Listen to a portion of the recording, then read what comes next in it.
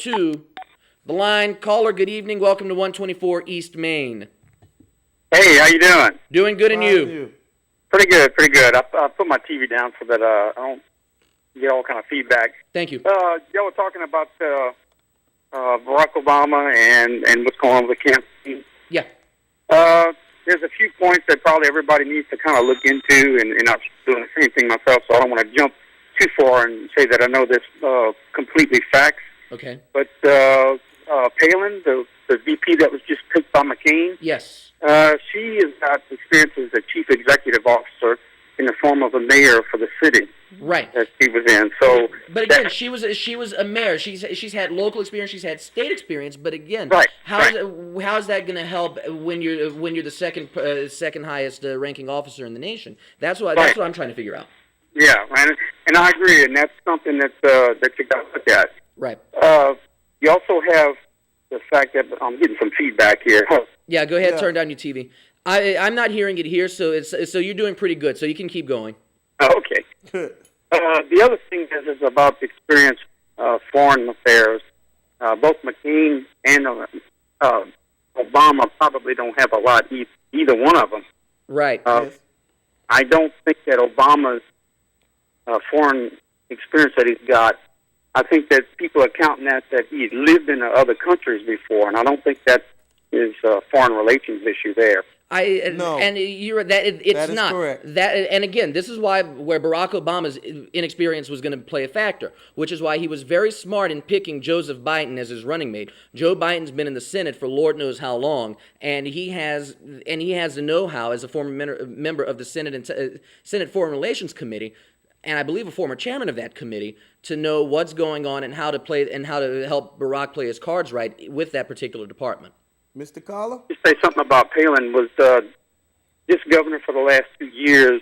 Right. And, of course, we got Jindal, who was a possibility of being a VP. Right, after being governor for only, at that point, 5 months. And of course, you probably agree with me. A lot of people do. It probably wouldn't have been a good idea to try to get into that position. It would have been political suicide for his part. Not only did he have that not only did he have that on his plate, but he also was trying to fight off the congressional pay raise at the same time. Jindal? When he was being considered, He wasn't fighting it off. He said that he did not agree, and if it were to come to him that he would not put it down, he would sign it. Right. This is what Bobby Jindal did. He did a CYOA, cover your own butt. That's what he did. Yeah, I kind of agree a little bit on that. Thank you. I kind of understand that, but it's just to get to the point that right. I think that Jindal would have probably been a good choice. He would have, but granted, give him another 4 years in office. The way he's handling Gustav right now, which we're going to cover in a second, the way he's handling it right now is very favorable to him. He's doing a great job with this storm. Give him a few more years as governor of Louisiana, maybe another victory in a gubernatorial race, and he will be a prime player in the next Republican Party presidential nominations. Just give him 4 more years, and Bobby Jindal will be a major player on the national scene. He has to make it those 4 more years, though. The way he's handling himself now, though, he's doing a good job of it. Go ahead, caller.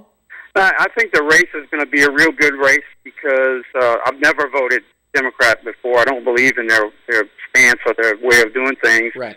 But I think this time, since they've made such big changes, mm-hmm. I'll probably be going a little bit more moderate than before. I think the race is going to be a lot closer than what people think. And I think it's, because of the fact that Barack Obama is new. Mm-hmm. He's a part of the new wind of change. Right. And then we've got McCain in there, who is not really old guard. McCain is kind of progressive in his ways. And we're talking about people that they picked that have never been in the limelight as far as at that national level. Right. Joe Biden's been a senator for years, but I don't think you could say that he's on everybody's number one list to pick a name if you had to pick a name.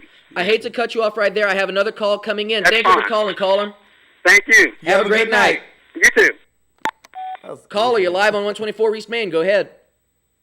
Hello, I called earlier. Hello? Yeah, you're here. Go ahead. Okay, yeah, I wanted to make a comment about the VP, Uh-huh.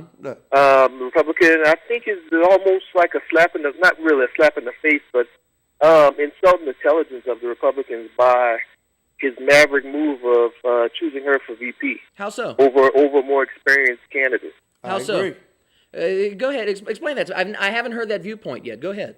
Because I believe the whole thing is a prop. I mean, the whole whole Hillary speech and everything that she made when she was introduced, it was almost like a setup at Right. that point. Yes. And I think that it was a bold move, but it was a maverick move on his part. Right. To pretty much get someone, which he said, complained about Barack being inexperienced, and he goes get someone who's just as inexperienced as he is. Right. To crack the glass ceiling. Right. The whole comment. I mean, if she wouldn't have, I believe the entrance speech was, it was a prop. Yeah. It was Of set up course. to where he was just trying to appeal to women voters.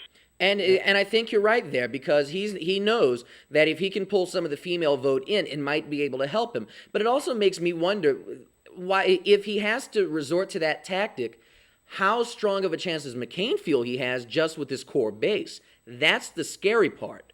I think it was a desperate move. It It was. I absolutely was. totally agree with you. He was feeling like maybe, Barack is pulling away. He needs to catch up. He needed to appeal to a wider range of people.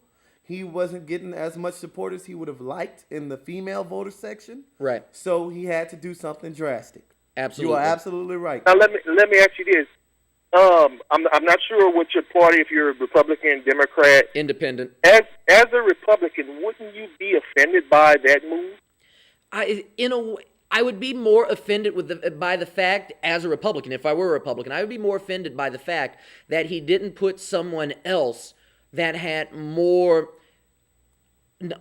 political exposure on the national scene. I would be more disappointed that he didn't pull, say, a senior senator from the Republican Party, or a former Maverick that recently retired. Say, I don't think Dennis Hastert would have wanted it, but he could have said sought out Dennis Hastert, or he could have found anybody else currently serving on the Republican side of Congress to put in that vice presidential seat. I think that's what, if I were a Republican, would have made me more disappointed. The fact that he pretty much pulled a Barney Fife here, shot himself in the foot by putting in someone who, outside of Alaska and the people that followed the Bridge to Nowhere situation, picked someone who didn't know who she was. Well, you see, it's not really to me, if I were a Republican, it's not really that he picked, this lady. Yeah. That she's a female. It's the fact that he brought it to attention that Barack had somebody with inexperience. Right. Okay? And McCain is supposed to be representing us, or the Republicans. Okay? Now, look what he turns around and does. Yeah. Now, what does that say to the Democrats? Say that, oh, look what the Republicans doing. They elected a man that can't even represent what he says, or can't follow through on his actions. He turns around and does exactly what he condemns somebody else for doing. Right. Now, at this point, with that move, why do you feel that the race will be a close one? Say that again. With the move that the Republicans just made, Yes. getting an inexperienced vice president candidate, Yeah.